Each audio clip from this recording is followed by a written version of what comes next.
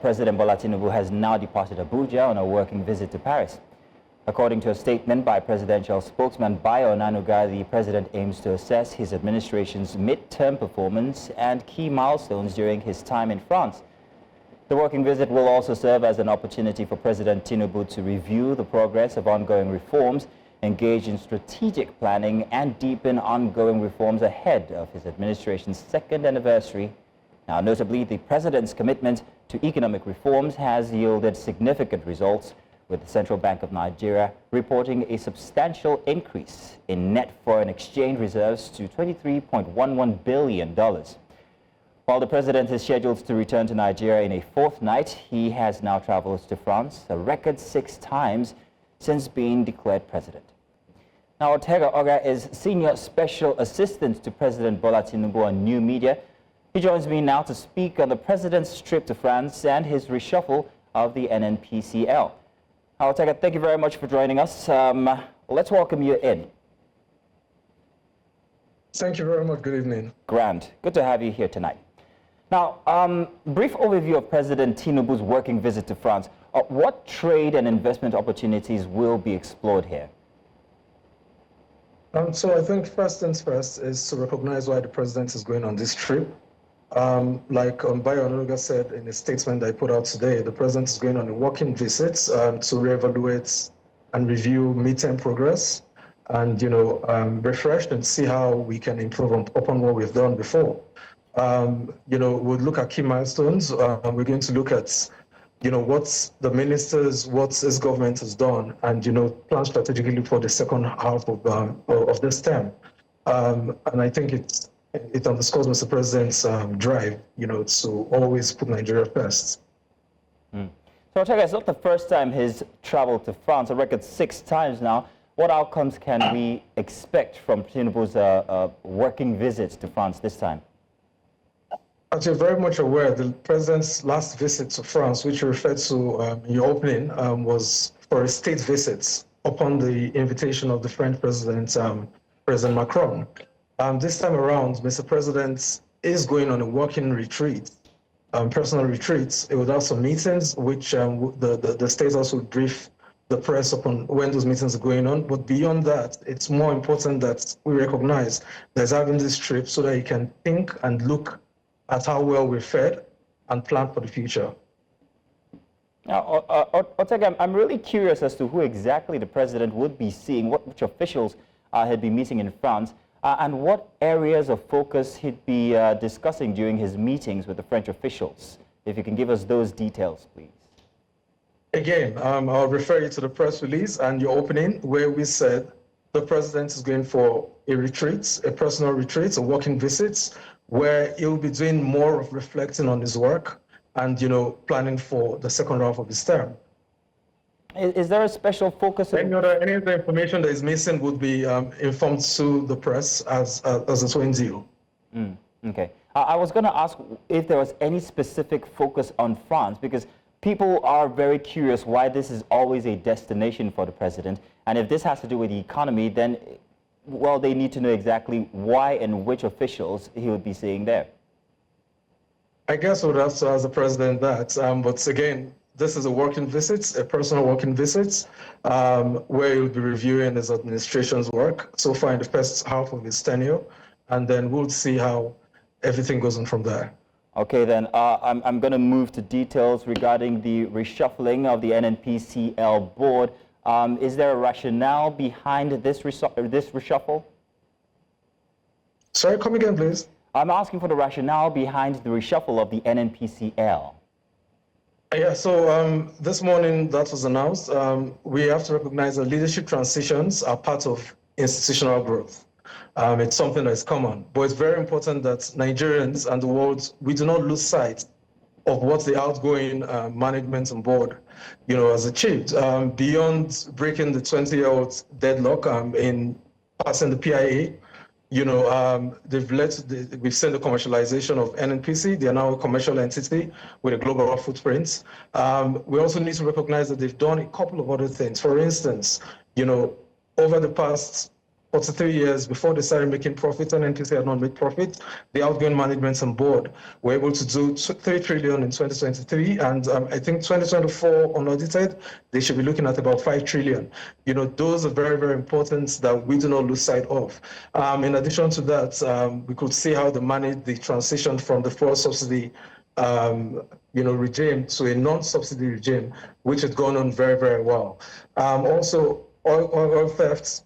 Now we're seeing about 700,000 barrels per day, which has been saved, from oil theft and all of that. And what that has done for us as a country is that it has ensured that Nigeria, for the first time in many, many years, can meet its OPEC quota and even exceed it. We're currently at about 1.8 million barrels per day. This is something that we should give credit to the other boards too. But in doing this transition, or this reshufflement, as you called it, the president has invoked, his powers under the PIA, and it's to ensure that there's strategic realignments, to ensure that new perspectives are brought on board, in helping NNPC out, amongst other things. And, for us, it's about NNPC being agile, NNPC, being more efficient. We've seen improved efficiency in the last 2 years in NNPC. We've seen the 2 refineries come out, and we've seen even new FIDs signed, over 2 billion in the past 2-3 years, So we believe that this would improve upon what they've done so far. Well, Ortega, let's talk about the selection process here. Many, or a few, might actually argue that Mele Kyari had gained some, there had been some gains by the NNPCL during his time, his 30 years inside of the NNPCL. I'm saying that many will argue that Mele Kyari, during his time in the NNPC, had done some very good work for the NNPCL with his 30 years. But can you provide us insights into why the selection process for the new board members and what qualifies or what qualities or expertise do they bring on board? So I'm sure if you look at the composition of the new board and the management team, you'll see that they have a well-rounded, you have people who are experts in energy management, you have people experts in the oil and gas field who have either from the international oil companies or local oil companies there. You have those that's well-versed and skilled in corporate governance, financial management, and all that. It was a thorough process that the president, went through in picking these new members of the board. And we believe that these people will build upon the strong foundations that have been laid by the Mele Kyari team going into the future. Okay. So talk about the allegations of regional marginalization and the appointment by President Tinubu being mainly his kinsmen. Do you have anything to say about that? If you're saying Nigerians are the president's kinsmen, then yes, the president is proud of, appointed Nigerians across the length and breadth of this country, fully representative to the board. You have the chairman, who is from Kwara State. The chairman is from the north. You have the MD, the current GMD or GCO, who is also from the North Central. And you have others representing the South-South, the Southeast, the Southwest, and the Northwest, North Central, and Northeast on the board. You also have representatives of the ministry, the relevant ministries on the board. So I think it's a proper Nigerian board based on competence, capacity, and the ability to deliver on the job. So kudos to Mr. President for that. All right, then. So let's talk about the impact of this reshuffle. How exactly would it reposition Nigeria's energy sector, and what reforms or initiatives can be expected under the new leadership now? So for us, I think the most important thing is that they're expected to build upon the strengths of the previous, the wins of the previous board and management, and they also meant to accelerate ongoing initiatives like, we're doing the decade of gas. The midstream sector is very, very important for Mr. President. We're also expecting them, to push through with work that is going on with deep water push. Last year, the president signed 3 executive orders, to improve the energy space and guarantee energy security for Nigeria over the next few years. So we expect that they will build on that. They will build upon the infrastructure. They will also build upon the refineries that have come on stream and see how we can even meet Nigeria's goal of 2 million barrels per day in the next 2 years. So those are very, very important for them. Those were clearly stated in the press release, and we wish the new board and management the best of luck as they go about their duties. Finally, Ortega, you had listed the achievements of the NNPCL under Malam Kyari's, under his view, but then came the sack. So in your expert opinion, what signal does this send to both local and foreign investors? So I'm not an expert in the oil and gas sector, but I think I'm capable of speaking, on this. Over the past 2 years since President Bola Tinubu came on board, we've seen a situation where, in collaboration, working closely with the NNPC under Malam Kyari,